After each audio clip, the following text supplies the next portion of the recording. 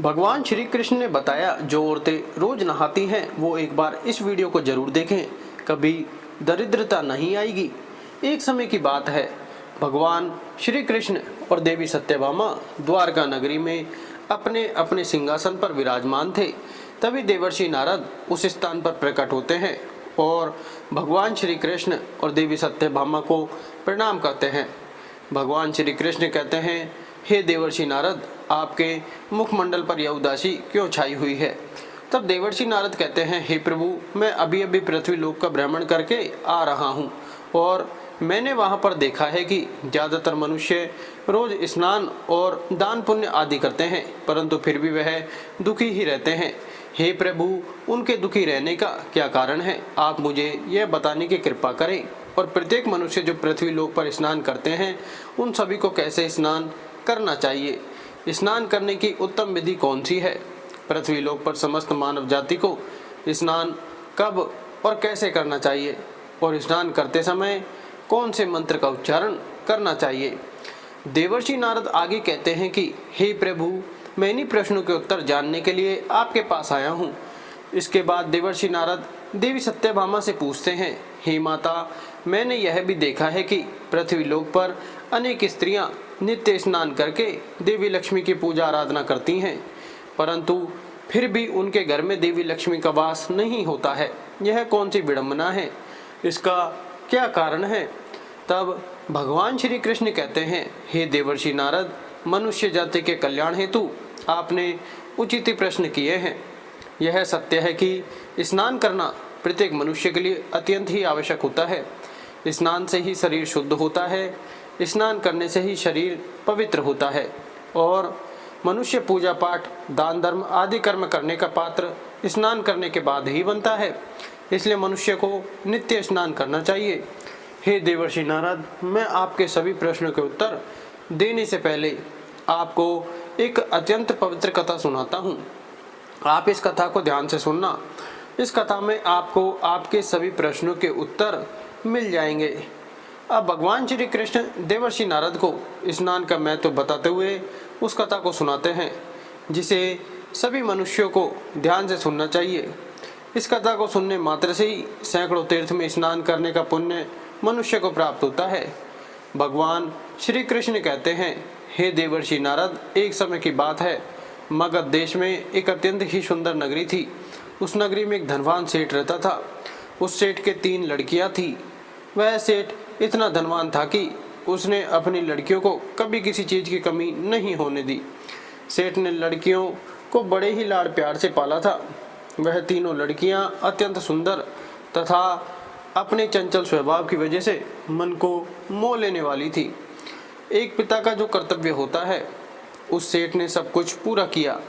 अपनी लड़कियों को उसने सब कुछ दिया जो उनको चाहिए था, परंतु उस सेठ ने एक गलती की। वह गलती यह थी कि उसने अपने लड़कियों को शास्त्र ज्ञान नहीं दिया था, जिसकी वजह से जीवन में सब कुछ पाकर भी उसकी लड़कियों का जीवन अधूरा था। ज्ञान के बिना कोई भी मनुष्य पूर्ण जीवात्मा नहीं बन सकता। इतना धन और सौंदर्य होकर भी उस सेठ की लड़कियों के पास वह नहीं था जो प्रत्येक स्त्रियों के पास होना चाहिए। धीरे धीरे जब उस सेठ की तीनों लड़कियां जवान हुई तो उसने उन तीनों लड़कियों का विवाह बड़े बड़े व्यापारियों के लड़कों के साथ कर दिया, जिसकी वजह से उस सेठ की तीनों लड़कियां राजमहल जैसे घरों में रहने के लिए चली गईं। वह तीनों जैसे ही रहने के लिए अपने अपने पतियों के घर गई तो वहां पर उनका भव्य स्वागत किया गया। विवाह के बाद की जो जो रस्में होती हैं उन सभी रस्मों को पूरा किया गया।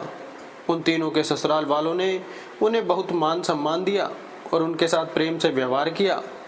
वह तीनों अपने ससुराल में बड़े ही अच्छे से रहने लगी थी, लेकिन वह तीनों सुबह देर से जागती थी, देर से स्नान करती थी और कभी कभी तो बिना स्नान किए ही खाना पकाती थी और भोजन किया करती थी और कभी कभी पूजा पाठ कर लिया करती थी। उनकी सासू माँ ने उन्हें इस विषय में कई बार समझाया, लेकिन किसी ने अपनी सासू माँ की बात नहीं मानी और अपनी ही मनमानी करने लगी। अब जैसे जैसे समय बीतता गया, उन तीनों लड़कियों के ससुराल में परेशानियां अपना विकराल रूप लेने लगी। तीनों के पतियों को व्यापार में आर्थिक नुकसान होने लगा। और धीरे धीरे उनके पतियों ने जो संपत्ति बनाई थी वह सब कुछ व्यापार में घाटा होने के कारण नष्ट होने लगी। उन तीनों के पति अब दूसरों से कर्ज लेकर वह अपने व्यापार को चलाने लगे, परंतु फिर भी उन्हें अपने व्यापार में घाटे का ही सामना करना पड़ा, जिसकी वजह से उनके घर में कलेश उत्पन्न होने लगा। उनके पतियों के साथ बार बार लड़ाई झगड़े होने लगे, परंतु यह तीनों पहले ऐसा नहीं था। जब से यह तीनों अपने पतियों के घर में रहने लगी तभी से उनके घर में संकट के बादल छाने लगे। उन तीनों बहनों के ससुराल में पैसों की इतनी कमी हुई कि उन्हें अपनी सारी संपत्ति और घर बार सब कुछ बेचना पड़ा और वह सभी झोपड़ी बनाकर उस झोपड़ी में रहने लगे। लेकिन वह तीनों बहनें झोपड़ी में रहना पसंद नहीं करती थीं, इसलिए वह तीनों अपने ससुराल तथा अपने पतियों को छोड़कर मायके में रहने के लिए वापस आ गई और अपने पिता के साथ रहने लगी। परंतु अपने घर पर आकर भी उन तीनों की आदत में कोई बदलाव नहीं आया और घर पर आकर भी वह तीनों बहनें बड़े ही अच्छे से रहने लगी। अपने पिता के घर पर भी वह तीनों देर से उठती थीं तथा देर से स्नान करती थी और कभी कभी तो बिना स्नान किए ही भोजन किया करती थी। इस कारण से उनके पिता को भी व्यापार में नुकसान होने लगा। भगवान श्री कृष्ण कहते हैं कि हे देवर्षि नारद, क्योंकि उनकी आदतों में कोई सुधार नहीं हुआ, जिसकी वजह से उनके पिता के घर से भी लक्ष्मी ने अपना स्थान त्याग दिया था। अब उस सेठ की आर्थिक स्थिति खराब होने लगी। एक दिन उस सेठ के द्वार पर स्वयं ब्रह्मा जी, जो कि समस्त वेदों के सबसे बड़े ज्ञाता हैं, उन्होंने एक साधु का रूप धारण किया और उस सेठ के द्वार पर आ गए। अब सेठ ने उस साधु का बड़े ही प्रेम से स्वागत किया और उन्हें प्रणाम किया। फिर सेठ ने उस साधु महात्मा को अपना दुख बताया और उसके निवारण के लिए उपाय पूछा। अब सेठ ने अपनी लड़कियों को भी बुलाया और साधु को उनके बारे में जो जो बातें उनके ससुराल में हुई थी उन सबको बता दिया।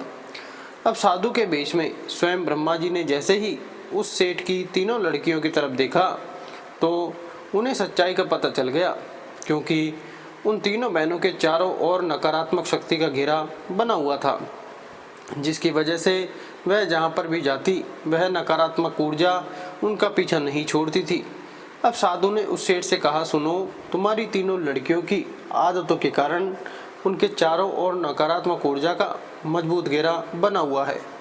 इसी कारण से यह तीनों जहाँ पर भी जा रही हैं वहाँ पर केवल दुख और संकट आ रहे हैं। तुम्हारी तीनों लड़कियाँ अत्यंत आलसी और कमज़ोर हैं, कामचोर है, निद्रा को त्यागने के लिए तैयार नहीं हैं और सुबह यह तीनों ही देर से जागती हैं, देर से स्नान करती हैं और कभी कभी बिना स्नान किए ही खाना पकाती है, साथ ही भोजन करती हैं। यही वजह है कि इनके जीवन में यह संकट आ रहे हैं। अब उस साधु ने सेठ को और उसकी लड़कियों को अत्यंत ही महत्वपूर्ण बात बताई और उनसे कहा कि मैं आज तुमको जो बताने जा रहा हूँ उसका नित्य पालन करने से प्रत्येक मनुष्य धनवान बन जाता है। अब भगवान श्री कृष्ण कहते हैं, हे देवर्षि नारद, अब वह साधु उस सेठ से कहने लगा कि हे पुत्र, स्नान करने के 4 प्रकार होते हैं। पहला ब्रह्म स्नान, दूसरा देव स्नान, तीसरा आर्ष स्नान और चौथा मानव स्नान। इन्हें समय के अनुसार जो भी मनुष्य अपने जीवन में इन सभी को धारण करता है उसे सर्वश्रेष्ठ माना गया है, क्योंकि शास्त्रों में ब्रह्म मुहूर्त में किए जाने वाले स्नान को सर्वश्रेष्ठ माना गया है। ब्रह्म मुहूर्त यानी कि रात्रि का अंतिम पहर, मतलब सूर्योदय से ठीक 2 घंटे पहले का समय, यानी कि शास्त्रों में यह समय दिन का सर्वश्रेष्ठ समय माना जाता है। वह साधु उस सेठ से कहता है कि इस समय वातावरण में अद्भुत और चमत्कारिक ऊर्जा व्याप्त होती है। यह समय समस्त देवी देवताओं का समय होता है। देवताओं का स्मरण करते हुए ब्रह्म मुहूर्त में किए जाने वाले ब्रह्म स्नान को सर्वश्रेष्ठ स्नान माना गया है, क्योंकि इस समय स्नान करने के तुरंत बाद सूर्य देवता को जल देने से जीवन में सुख, समृद्धि और शांति आती है। दिन भर मनुष्य के तन मन में सकारात्मक ऊर्जा का संचार बना रहता है। ब्रह्म स्नान करने के बाद मनुष्य रोग तथा बीमारियों से दूर रहता है। ब्रह्म मुहूर्त में स्नान करने वाले मनुष्य का शरीर निरोगी और स्वस्थ रहता है। अब वह साधु उस सेठ से कहने लगा कि दूसरा स्नान है देव स्नान। सुबह 5 बजे से 6 बजे के बीच किया जाने वाला स्नान देव स्नान कहलाता है। इस समय देवी देवताओं का स्मरण करते हुए नदियों में किए जाने वाले स्नान को भी श्रेष्ठ स्नान माना जाता है। इस समय स्नान करने से मनुष्य के शरीर में सकारात्मक ऊर्जा का समावेश होता है, जिसकी वजह से सभी प्रकार के नकारात्मक ऊर्जा तथा बुराई शरीर से बाहर निकल जाती है। देव स्नान के समय स्नान करने से तन के साथ साथ मन भी पवित्र हो जाता है। इस समय पर स्नान करने से धन संपत्ति में वृद्धि होती है, मनुष्य को सभी प्रकार के सुख की प्राप्ति होती है। अब वह साधु आगे कहते हैं कि सुबह सुबह जब आकाश में तारे नजर आते हैं उस समय किए जाने वाले स्नान को आर्ष स्नान कहते हैं। यह स्नान भी श्रेष्ठ स्नान होता है। इस समय स्नान करने से मन को शांति मिलती है। चौथा है मानव स्नान।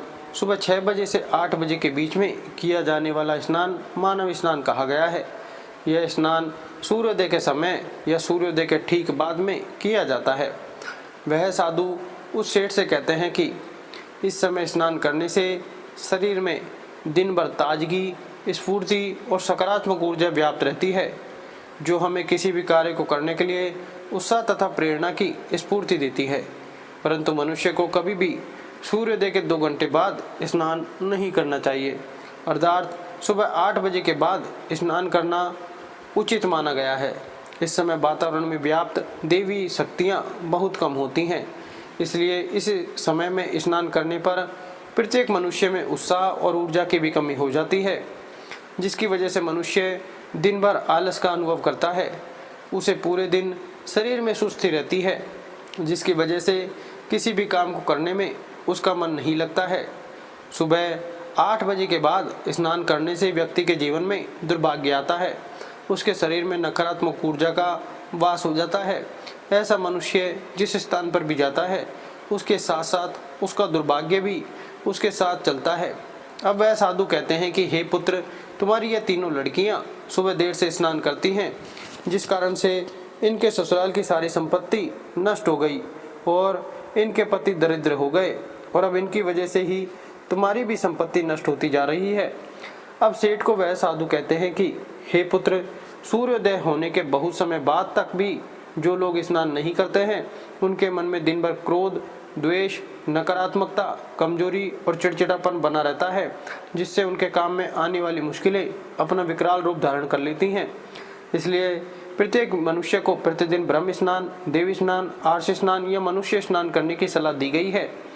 प्रत्येक मनुष्य को प्रतिदिन इन पवित्र कालों में उठकर स्नान करके पूरी श्रद्धा से आराधना और पूजा पाठ तथा सूर्य देवता को जल देने से उसका मन शुद्ध और पवित्र हो जाता है और प्रत्येक समस्याओं का समाधान भी हो जाता है।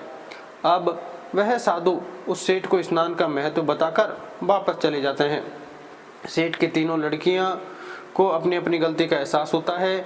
फिर वह तीनों अपने अपने ससुराल में रहने के लिए चली जाती हैं और उस साधु द्वारा बताए गए स्नान के सभी नियमों का पालन करने लगती हैं। तीनों सुबह ब्रह्म मुहूर्त में उठकर स्नान करने लगी और नित्य सूर्य को जल देने लगी। सुबह रोजाना स्नान करने से उनका शरीर पवित्र हो गया और वह नकारात्मक ऊर्जा भी पूरी तरह से नष्ट हो गई। धीरे धीरे उनके पतियों का व्यापार भी ठीक से चलने लगा और उनका खोया हुआ सब कुछ उन्हें फिर से वापस मिल गया और तीनों बहनें बड़ी ही प्रसन्नता से अपने ससुराल में रहने लगी।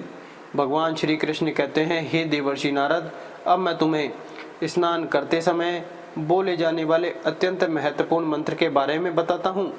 जो भी मनुष्य इस मंत्र का उच्चारण करते हुए स्नान करता है उसके सभी पाप उसी क्षण नष्ट हो जाते हैं, उसका दुर्भाग्य भी नष्ट हो जाता है और उसे सुख समृद्धि प्राप्त होती है। भगवान श्री कृष्ण कहते हैं कि वह मंत्र कुछ इस प्रकार है, गंगे च यमुना चैव गोदावरी सरस्वती नर्मदे सिंधु कावेरी जलस्मिन सन्निधि कुरु।